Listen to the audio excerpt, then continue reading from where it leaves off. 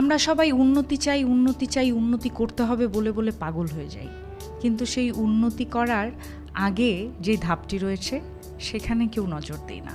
সেই উন্নতি করবার আগে শিখতে হবে সংকটে কিভাবে হাসতে হয়, অন্যায়ের চুপ থাকতে হয়, আর নিজের কষ্ট নিজেই গিলে ফেলতে হয়।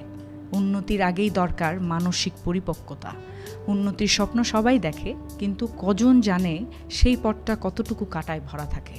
জীবনে উন্নতি করতে চাইলে শুধু পরিশ্রম করলেই হয় না, আপনাকে শিখতে হবে সংকটে কিভাবে হাসতে হয়, ভালো থাকতে হয়। দুর্দিনে যারা মুখে হাসি ধরে রাখতে পারে তারাই সত্যিকারের মানসিক শক্তির পরিচয় দেয়।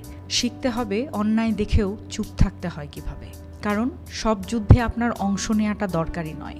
কিছু যুদ্ধ উপেক্ষাই শক্তি। প্রতিটি অপমান, প্রতিটি ব্যথা, প্রতিটি কষ্ট, এসব কিছু কাউকে না জানিয়ে নিজের ভেতরেই গিলে নিতে শিখতে হয়। কারণ উন্নতি কেবল ফলাফল নয়, এটা একটা কঠিন মানসিক যাত্রা, যেখানে আপনি বরাবর ভাঙবেন, আবার নিজেই নিজেকে গড়ে তুলবেন। তাই বলি, উন্নতি চাইলে আগে শিখতে হয় সহ্য করতে, নিজেকে নিয়ন্ত্রণ করতে, আর নীরবে শক্তি